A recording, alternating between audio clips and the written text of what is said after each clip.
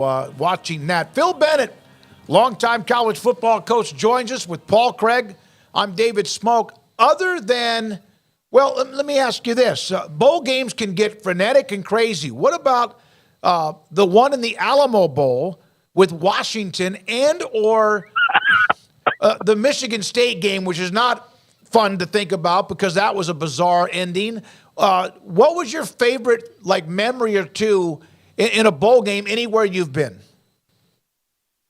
I think that early in my career, when I got a taste of it, we right before A&M hired Jackie Sherrill, we had Tom Wilson was our head coach, and we had fought and ended up winning 8 games, and we played Oklahoma State, and Jimmy Johnson was hot at the time. And Dave, we played them in the Independence Bowl. There weren't that many bowls back then. No kidding. And if you went to a bowl, you were a good team.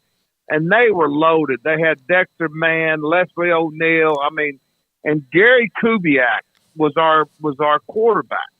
And we had a guy that I'd recruited from my hometown that played for Jerry. His name was Jimmy Williams. And we went in there, and I'll never forget this. This is crazy. Billy Cannon was on our team.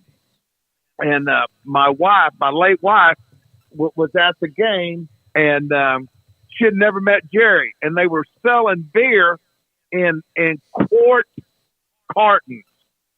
So you can tell where this is going, right? And it was cold, and we beat the socks off of them. And after the game, we were all excited. Gary Kubiak and Jimmy Williams, they connected for 4 touchdowns. And anyway, I come out, and Nancy's out there. She was a beautiful blonde. And I said, "What'd you think?" She goes, "I think your brother's crazy." I said, "Oh, I immediately went, oh, what happened?" She said, "He almost got in a fight with Billy Cannon's dad." Oh, my goodness. And I guess, and Billy was a linebacker for us. And it was crazy. But anyway, they made up good friends. Both of them had enjoyed the cartons of beer. But I just remember, because nowadays they would never think about giving you quart cartons. And it was a fun game, and it sort of exemplified the hard work we put in. You mean LSU legend Billy Cannon? Yeah, his son played at A&M. Yeah. Yeah. Holy cow. And he was in the stands, and he had told Jerry, "Sit down." And, of course, Jerry was coaching in Marshall and had a few choice words. They didn't know each other at the time. After the game, they were all buddy-buddy. But my late wife, she didn't think it was funny. She said, "Phil, it was your brother's crazy," which he was. Yeah, it's not every day. Tell you that, yeah. It's not every day you get in a fracas with a Heisman Trophy winner. Yeah, so that's exactly right. The story is worth it. Coach, how do you, as a coach now, different bowl games mean different things to different programs. It's a whole different thing. But if you are coaching one of the higher level bowl games and you've got guys opting out, you've got, if it's not in the playoff, it's not as important to some of them. Guys in the portal, how do you rally a team around the cause of winning the bowl game and getting better on into the next year? You have to find the guys who want to play. If they don't want to play, right now, can you imagine people that are gambling on these games? You've got guys not playing, opting out. I don't know, but I do know this. I know that you got to find the guys who actually want to play, and that's the thing that I always remembered. I remember last year at North Texas, one of the things I appreciated about our kid, after Seth got let go and we were playing Boise and they were, 2 or 3 touchdown favorites, our kids wanted to play and they played like it.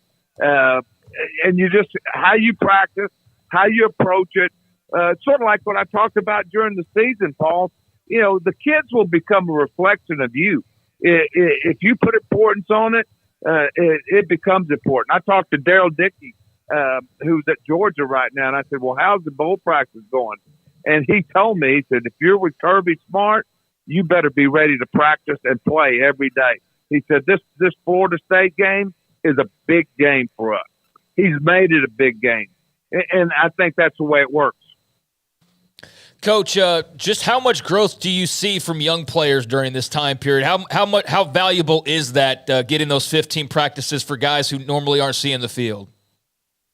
It's crazy how much you see kids.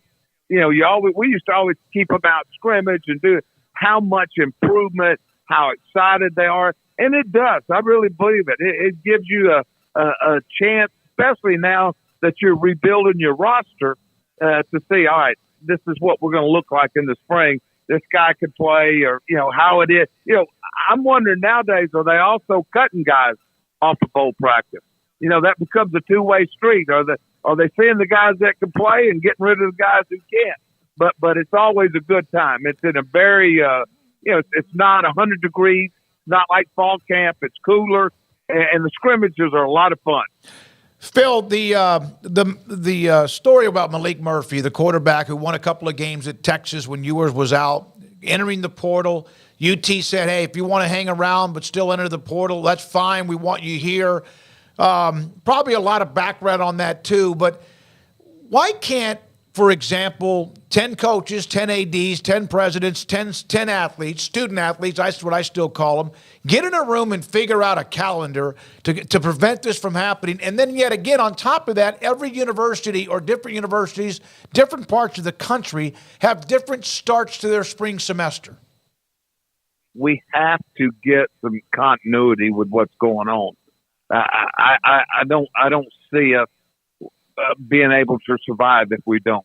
Number one, you mentioned it's a calendar, where it's a calendar conducive to both sides.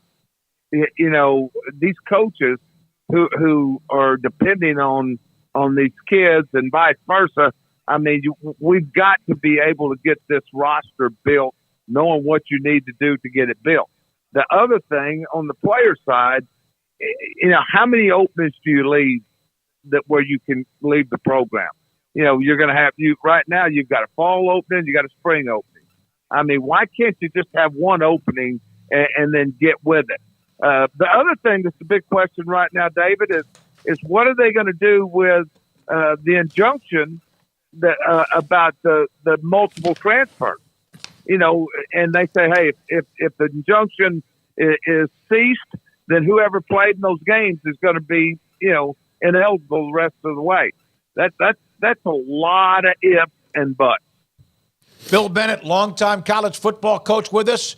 Always a great segment, Mondays right here on 365 Sports. Yeah, there's just so many things, Coach.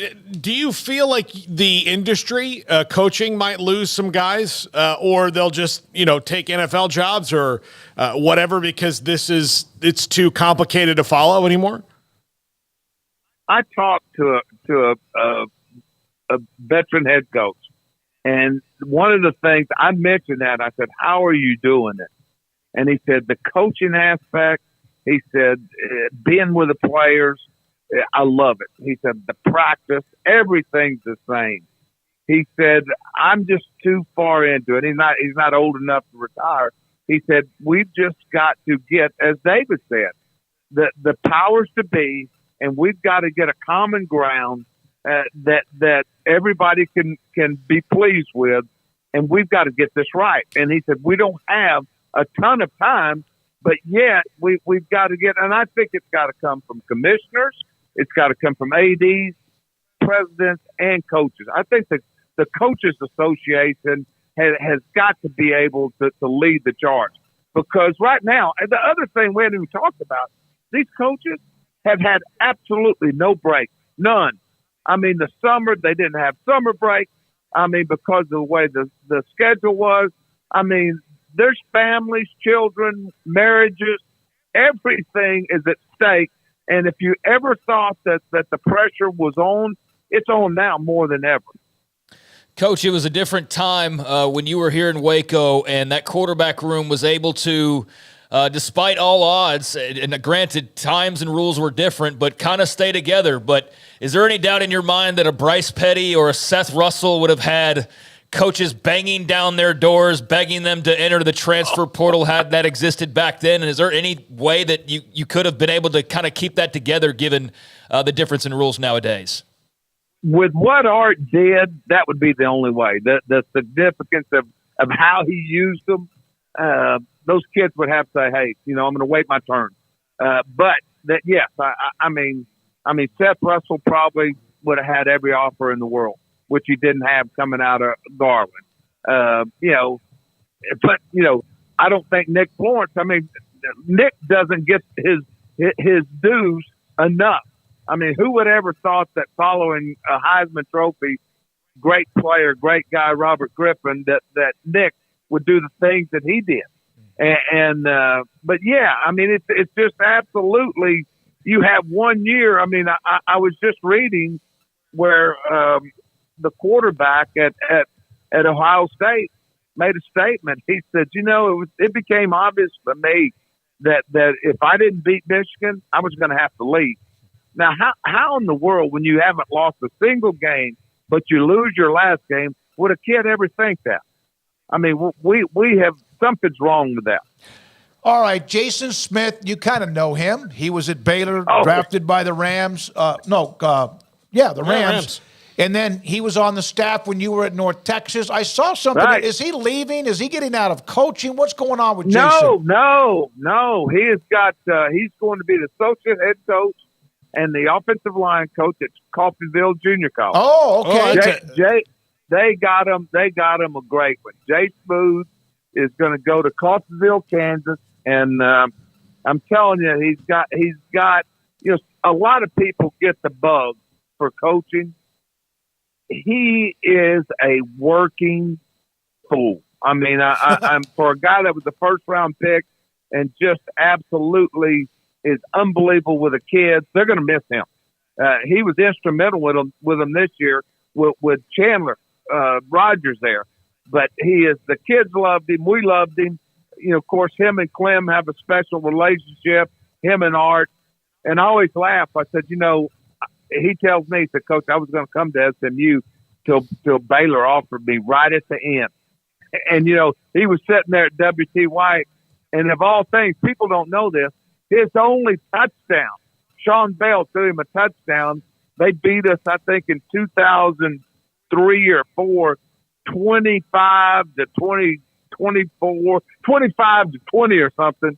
And one of their touchdowns was Big Smooth at tight end catching a touchdown from Sean Bell.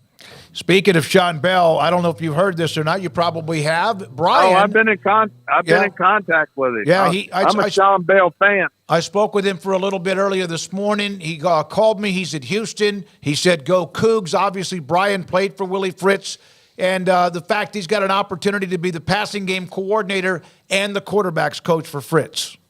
Yeah, it's a win-win for Sean, and trust me when I tell you this, he still loves Baylor. His heart, it was a tough decision, and but the ties to Willie, he and I had been talking about things. I was trying to help him here at A&M. I just think he's a guy that I think that he's everything I want in a coach, in aspect of knowing the game, recruiting. I used to really enjoy going into Magnolia when he was over there in Magnolia West, and I just got to know him better and better. And then I thought his brother, I always laugh. I tell his brother, I said, y'all played us so tough. We got 4 guys hurt before we played West Virginia, and hell, we go up there and say, I'm going to blame you on my West Virginia fiasco. But he didn't buy that. Phil, Sean is leaving his alma mater, and you did that. And it helped you spread your wings a little bit. I know that it's tough because that's the place that you love the most, and you're back in College Station near A&M now, but in a retired capacity. But you left and spread. How much did that help you just grow as a coach, seeing other places and learning other systems? It was so beneficial, and everybody, all my coaches here told me, said, you've got to go, and I did come back. I got a chance to come back. And but it's a growth pattern. And Sean, I think Sean's going to be a potential head coach one day. I really do. And I don't know where it will be, but I just think he has the dynamics to do that. And I'm excited for him. And he's never going to not love Baylor and his relationships and what it's given him. It's just there, just like I do A&M. I look back on my life, and going to A&M was the best decision I ever made. And I have great respect, and just like Sean does. Now, you've got to go out and do what's best. Coaching is, as we all know, highly competitive. You've got to produce nowadays, especially. And I just think this is the right time, and it's really a great break for him and his brother. I think his brother's going too. Mm-hmm. Yeah, he is. He's going to be the offensive analyst there like he was at Baylor, and a chance to coach under a guy that meant a lot to him. Coach, 2 days away from National Signing Day. Granted, there's 2 of those nowadays, but this one's kind of the big one. For you, what were those last 48 hours like in terms of trying to nail down the class, make sure everything was in order? How frantic could it get, and how crazy could it get in these final couple days before signing day? Back in the old days, when it was a little bit different right now, they would tell you, Coach, we'll call you. I tell the story many times. You sit there and, everything's nice. It's going to be good. You're coming down, this and that. And I used to tell the young coaches, I said, well, here's what you do. I said, if they come in and they tell you right before it, well, Coach, I had a great time. If they give you that but, you stop them and you tell them, you say, listen, we're going to play a little game here. We're going to see which one can hang up the fastest. and you slam it. And they thought I was kidding till we had it happen one time, because you spend so much with those kids. You don't ever disrespect them, but you tell them, they all say if it comes down to the last day, Coach, you're in it, and then they turn you down, you probably were never in it. It's hectic. And I know that nowadays it's different because most kids, the deal's been set. And think about this. The finances are set. They've agreed on a price, and they're coming. What was it like for your job to depend on 17 and 18-year-old kids once a year? We've talked many times on this show about Andrew Billings. Oh, yeah. I mean, you have some victories and you have defeats. And the thing that I used to tell them, and I believe this with all my heart, it's the one time in their life they can really be selfish. Because this is a huge decision. Everybody's heard the deal. Next to your wife, it's probably the biggest decision you're going to make. So take your time. And there's no, I saw right now Marvin Jones' son, who was a 5-star, went to Georgia, didn't go to Florida State. Guess where he's going now? Yep. He's going to Florida State.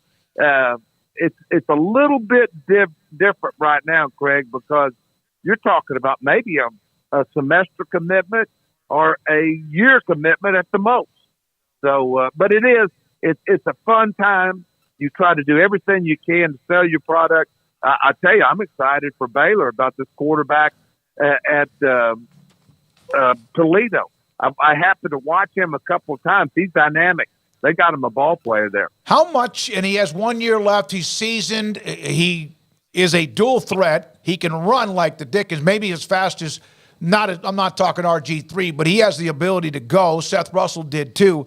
But how much as a defensive coach does someone who does put pressure on the defense, not just scrambling or trying to get away, but he can run? Quarterback friendly, Dave. Quarterback friendly. I mean, imagine this year if we'd have had a little bit more play extending at that position. And I think Chapin is good, but I can remember watching, all quarterbacks. You watched the Cowboy game the other day. The kid at Buffalo, they didn't do a great job passing, didn't have to, but he extends plays, and it does. I mean, it stresses the defense to the max. And this kid is a little bit like RG3. He's a rhythm thrower. And he has good ball placement, good, and the other, 88 touchdowns. I mean, that's a lot of dang touchdowns. No kidding. No kidding. Hey, we appreciate you every time you can join us. We'll get back to the semifinals and look ahead next week if you don't mind. We still have a couple more questions for you. Thank you. Absolutely. We're looking forward to it. Craig? Yeah, I wanted to ask you because I've been meaning to, but haven't found the right time. And Patrick Mahomes, you guys faced off with him multiple times, and I don't think I've ever asked you before, but he had some massive performances against you guys, but also against a lot of other people. But did you have any sense, or I guess, what was it like preparing for him back then? And did you have any sense of just, hey, this might be the best football player in the world one day? Oh, yeah. We knew how good he was. Clem recruited him out of Chapel Hill, and we really liked him. And, of course, Cliff did a great job recruiting him, getting him to Tech. But one of the things that stuck out on my mind, the best, only the last year after Art was gone did they beat him. But every year we played them, the thing that always stuck out was his ability to, once again, to extend plays and throw on the run. I mean, his accuracy while being pressured was uncanny. And they had the little Grant kid that played at Miami. They had a huge tight end. I can't remember his name. Do you remember his name, David? Yeah. I think it was. I want to think he was a part of the Campbell Award the 1 year. He was a part of a semifinalist. Jason Morrow. Jason, yeah, who? Jason Morrow. Jason Morrow, yeah. And they really, I always, when Sam worked for Cliff, I used to tell him, I said, if they'd only played a lick of defense, they could have been very similar to us at Baylor. And they just couldn't. It was that they never had a defense to play with him. But in answer to your question too, he was calm. He was very astute and nothing seemed to bother him. And you can see that now. It's carried on into the NFL and will go on to the Hall of Fame with him. Last question I have for you is that you have you driven a par 4 anytime lately with a birdie or an eagle putt? Hey, when you come play with me, we're both going to have to go. I don't care if the wind's blowing or not. 2:30, we're going for the hole. Somebody said, my eyes have gotten better, my golf game got better, and now that I can hit, the driver stuff, all of a sudden my chip and my putting's gone to hell. Yeah, so craziest game. Tying it together, it's not easy, but it's fun trying. I hope to see you down there very soon. Thank you, Phil. Appreciate your time, and we'll get you on next week to look ahead to the semis, if that's okay. We're not on Monday for Christmas, but in fact, we're off. My goodness, Yeah, we're going off to be all off next week, yeah. Oh, okay. Yeah. Oh. So we'll get him on January 2nd. You just keep me abreast. All right, we Yeah. will. Thank you, Coach. Appreciate your time. Phil Bennett, just love the segment with him. And we've even gotten super chat.